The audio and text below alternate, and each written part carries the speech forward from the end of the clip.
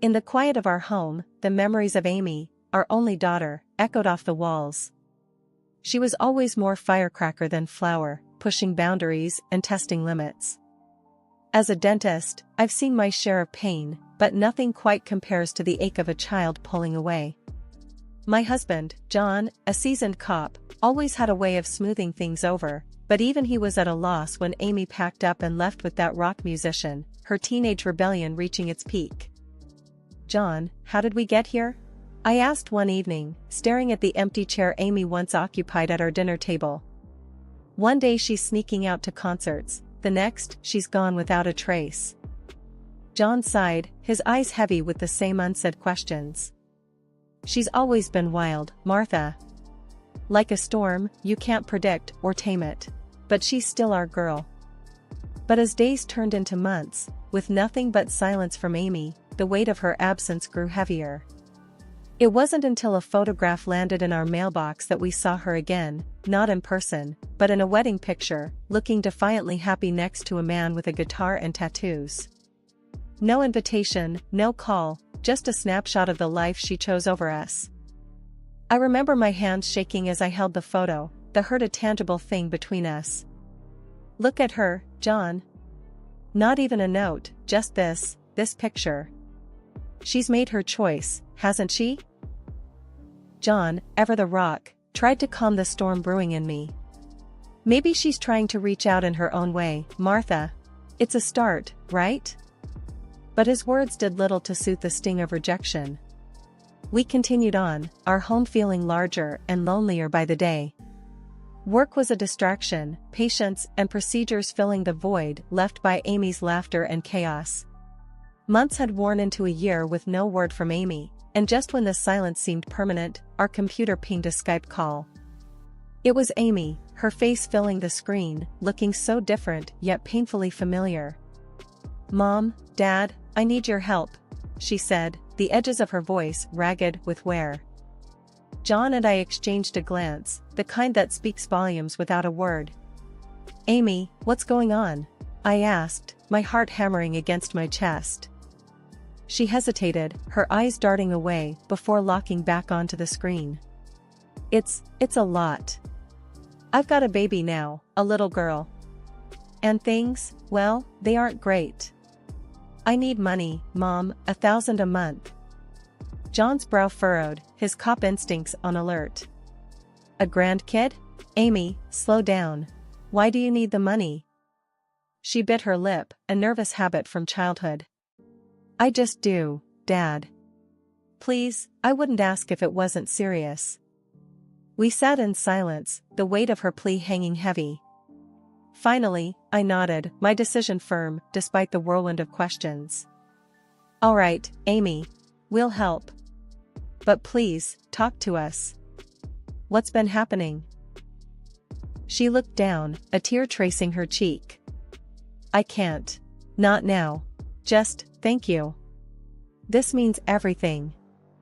The call ended abruptly, leaving John and I staring at a blank screen. "What do you think, John? Did we just make a mistake?" I murmured, the doubt creeping in. He shook his head, his hand finding mine. "No, Martha. She's our daughter, and she's in trouble. It's our job to help, no questions asked." "But a grandchild, John. A whole year, and she's kept this from us. What else don't we know?" I couldn't keep the tremble from my voice. "We'll find out, love. For now, let's just be there for her. However she'll let us," he replied, his voice a steady anchor in the storm.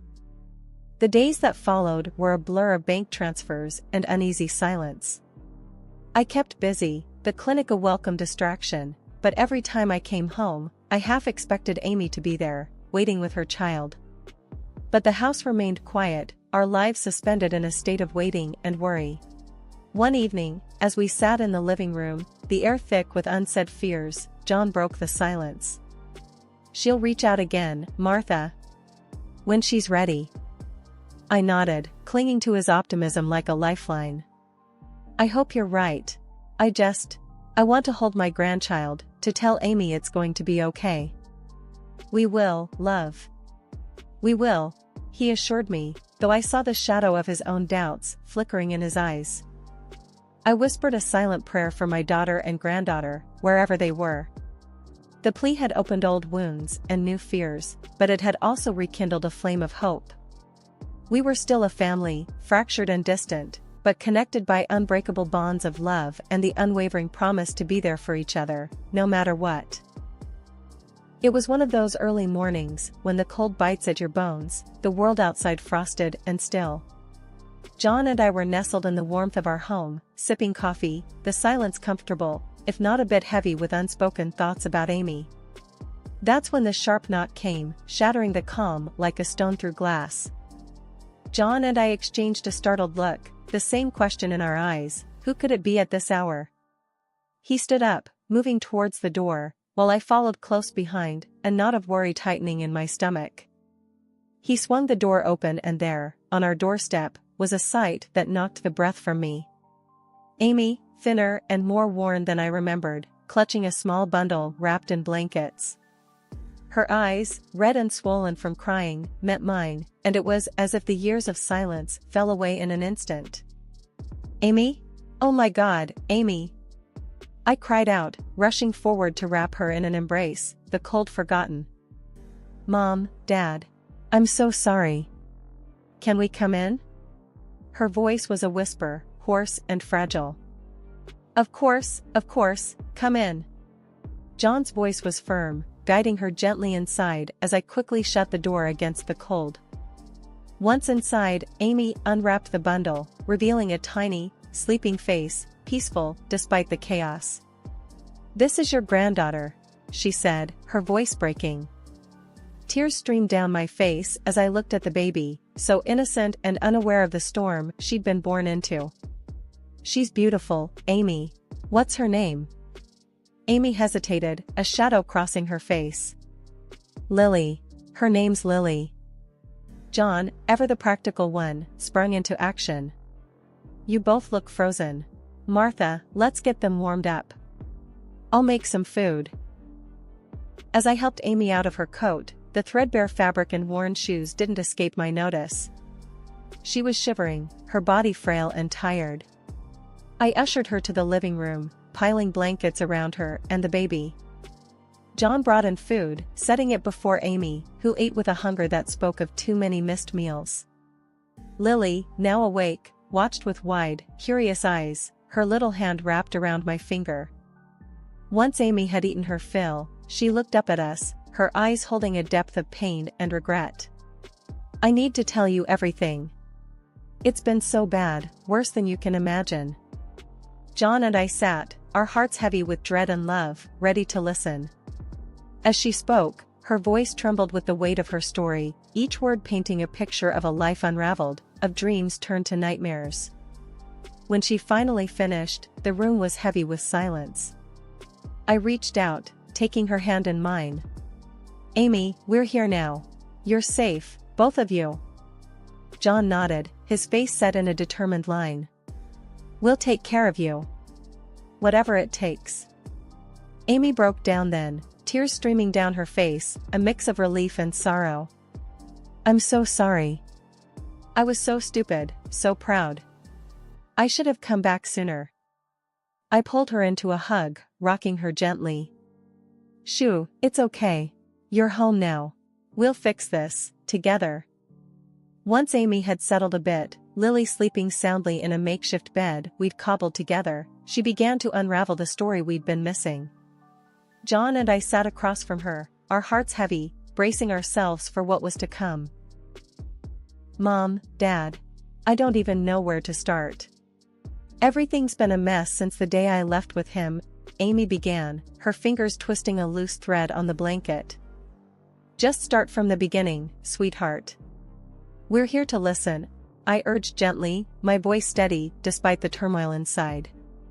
Amy took a deep breath, her eyes fixed on the sleeping form of Lily. It was all good at first, you know?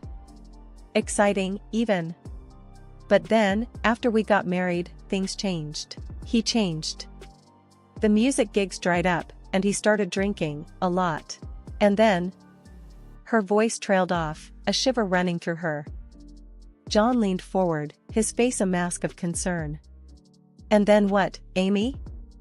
She looked up, tears glistening in her eyes. Then he started getting angry, at everything. At me. It wasn't long before he started hitting me. A sharp gasp escaped my lips, my hand flying to my mouth. John's jaw clenched, his hands forming fists on his knees. That bastard, he muttered under his breath. Amy continued, the words pouring out now, a floodgate opened. I thought I could handle it, that I could make it stop. But then I got pregnant with Lily, and everything got worse. He didn't work, just drank and yelled and more. I was scared, all the time. The room felt impossibly heavy, each word a weight added to our already burdened hearts. Why didn't you come to us, Amy? Why didn't you tell us? I asked, my voice a mix of pain and frustration. I was ashamed, Mom. Ashamed and scared. I thought I'd made my bed and had to lie in it. But when Lily was born, I realized I couldn't let her grow up in that. That's when I called you for the money. It was the only way I could think of to keep us afloat. John stood abruptly, pacing the room. And his parents? What role did they play in all this? Amy's lips quivered as she spoke. They were just as bad, in their own way. His mom, she would make me do all the housework, watch every penny. If I did anything wrong, she'd take it out on me, on Lily. They all would. I reached across, taking her hand in mine. You're safe now, Amy. You and Lily. We'll take care of you. Amy nodded, a frail smile on her lips. I know, Mom. That's why I came here. I knew if anyone would help us, it would be you. John nodded, his face set in a grim line. Tell us how you managed it, Amy. We need to know everything to protect you. She took a deep breath, her hands wrapped tightly around her coffee mug. It wasn't easy. I had to wait for the right moment. His parents were out, and he was passed out drunk, like usual. I grabbed Lily, some clothes, and whatever cash I could find. I didn't even have a car seat, just wrapped her in blankets and ran. I shuddered, imagining my daughter and granddaughter in such peril. Oh, Amy, that's so dangerous. But you're here now, that's what matters. She continued, her eyes distant as she recounted the escape. I hitched a ride to the nearest bus station.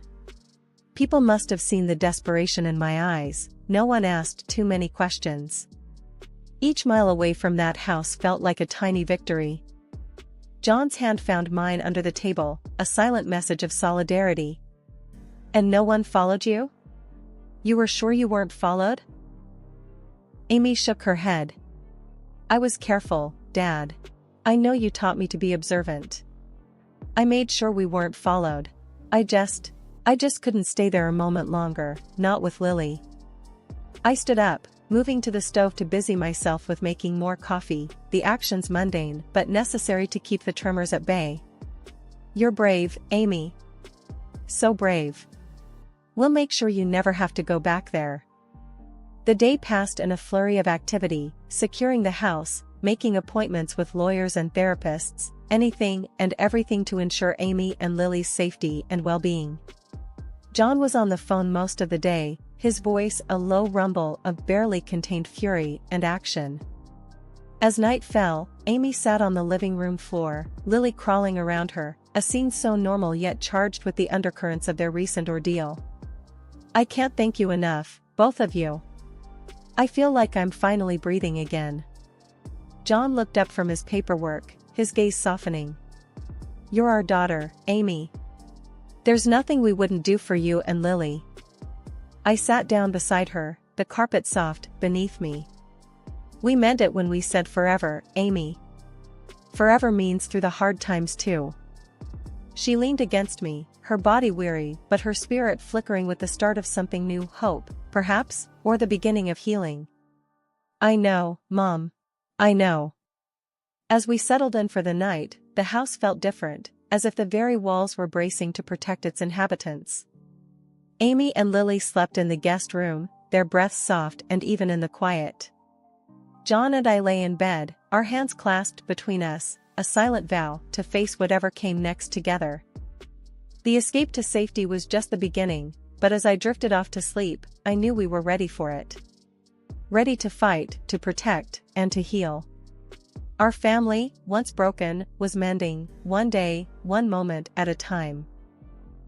With resolve hardening in our hearts, John and I drove to the address Amy had tearfully provided. The house loomed ahead, shabby and forlorn, a stark contrast to the warm, loving home we had left. "Ready?" John asked, his voice a low rumble of contained anger. I nodded, bracing myself for what was to come. We walked up to the decrepit door and knocked firmly. Shuffling feet approached from inside, and the door creaked open to reveal Amy's husband, a picture of neglect and disdain. "We need to see Amy and the baby," John demanded, his gaze steely. The husband, with a dismissive snort, replied, "They're sleeping." "What do you want at this hour?" The blatant lie made my blood boil. "Sleeping? Don't play dumb. Amy's been with us since yesterday. She told us everything," I snapped, my voice sharp with fury. Behind him, his parents appeared, their expressions sour and defensive. "What's all this about?" "Our daughter-in-law is fine, just sleeping off her tantrums," the mother sneered, a vile attempt at nonchalance.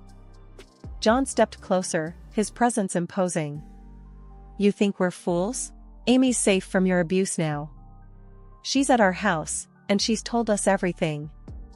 The trio exchanged nervous glances, the facade crumbling. "You can't prove anything," the father blustered, trying to regain some ground. Without a word, John reached into his coat and flashed his police badge. The effect was immediate. Their faces drained of color, their previous arrogance replaced by fear. "We're just a family trying to get by," the mother whimpered, her bravado gone. John's voice was cold, the anger controlled but palpable. "A family that preys on its weakest members? I don't think so. You'll be hearing from us, and from the authorities." We turned and left them there, standing in their doorway, the reality of their situation sinking in. As we drove away, the weight of what we had started hung heavy in the air. Amy, holding Lily close, met us as we walked in. Her eyes, filled with a mix of hope and fear, searched ours for answers. "They're scared now, Amy. Scared of the consequences. You and Lily are safe," John assured her, his hand resting on her shoulder. The night closed in around us, the house a sanctuary against the darkness outside. As we settled in, I felt a mixture of exhaustion and relief. The first step had been taken, the demons confronted. And though the journey was far from over, we had faced it together, a united front against the past and whatever future might bring. Our family, once fractured, was finding its way back, one truth, one moment at a time. The morning after confronting Amy's in-laws, John and I sat at our kitchen table, a silent agreement between us. Today we would ensure justice for Amy and Lily. John, with his years of experience on the force, made calls, his tone official and stern, setting the wheels of justice in motion. "Amy, can you tell us everything again?" "The authorities will need your statement," John said as he prepared a notepad, his expression serious but encouraging. Amy nodded, a determined glint in her eyes, despite the shadows of her recent past. "Yes, I'll tell them everything. They need to know what he did, what they all did." As she recounted her story, her voice trembled but never broke. She was a portrait of courage, a stark contrast to the frightened girl who had appeared on our doorstep. "And when Lily was born, things got worse. I was isolated, controlled. I couldn't let her grow up in that." I reached over, squeezing her hand. "You're doing the right thing, Amy. They won't hurt you or Lily ever again." Hours passed, filled with calls and visits from officers and lawyers, each step a move towards accountability and protection. Finally, with Amy's statement recorded and the legal process underway, we had a moment to breathe. "Mom, Dad, will they go to jail?" Amy asked, her eyes searching ours for assurance. John nodded, his voice firm. They're facing charges of abuse and extortion. It's a strong case, especially with your testimony. They won't be free to hurt anyone else. The relief in Amy's eyes was palpable. She hugged Lily to her, whispering words of love and safety to her daughter. The day turned to evening, and as we sat together, a sense of calm settled over the house. I can't believe it's finally happening, Amy murmured, a small smile touching her lips. It's only the beginning, sweetheart. But we'll be with you every step of the way, I reassured her, my heart swelling with pride for her bravery. John stood, looking out the window into the growing darkness. They'll learn that you don't mess with family. Not without consequences. We sat in quiet solidarity, the trials of the past few days bonding us in ways we couldn't have imagined. The journey was far from over, but for the first time in a long time, there was a sense of hope, a light at the end of a long, dark tunnel. As night fell and we prepared for bed, I checked on Amy and Lily, sleeping peacefully in the guest room. The sight of them, so serene, was a balm to my weary soul. We had faced the demons, and though the scars remained, we were healing, moving forward together. As the days turned into weeks, the dark cloud that had loomed over our family started to dissipate. Amy, now officially divorced and free from the man and the in-laws who had caused her so much pain, was finding her footing again. The legal proceedings had seen her husband and his parents imprisoned for their violence and extortion, a fitting end to their reign of terror. During breakfast one morning, as we all sat together, the atmosphere was lighter, almost buoyant. You know, I've been thinking, I began, watching Lily attempt to spoon-feed herself, how far we've come. It's like we've stepped into the light after such a long time in the dark. Amy, with a newfound strength in her eyes, smiled. Yeah, Mom. It's like I'm finally waking up. The divorce, the trial, it's all behind me now. I can actually look forward to the days ahead. John, always the backbone of our family, nodded in agreement. That's right. We're all moving forward now, stronger and wiser. Lily's giggles punctuated our conversation, a reminder of the innocence and joy that had returned to our home. As the day unfolded, Amy and I found ourselves in the garden, planting new flowers, a symbolic gesture of our new beginnings. Mom, can you believe how much Lily's grown? Amy remarked, her hands deep in the earth. I smiled, handing her a seedling. She's going to be as strong and beautiful as her mother, and as resilient as her grandma, too. As evening approached, John joined us outside, wrapping an arm around my shoulder. Look at our little family, Martha. This is what life's all about. I leaned into him, my heart full of gratitude. Yes, it is. A new beginning, a fresh start for all of us. Dinner was a lively affair, with Amy sharing her plans for the future, her voice tinged with excitement. I'm thinking of going back to school, maybe even starting my own business. I want Lily to have a life filled with possibilities. John raised his glass, his eyes shining with pride. To new beginnings, to family, and to justice. May we always find strength in each other. We toasted to our future, the sound of our glasses clinking a sweet symphony of hope and determination. As the night drew in, I tucked Lily into bed, watching as Amy sat beside her, a serene look on her face. I whispered a silent prayer of thanks as I turned off the light, grateful for the second chance we'd been given. As I lay next to John, his presence a constant source of comfort, I knew that our journey hadn't been easy, but it had brought us here, to this moment of peace and togetherness.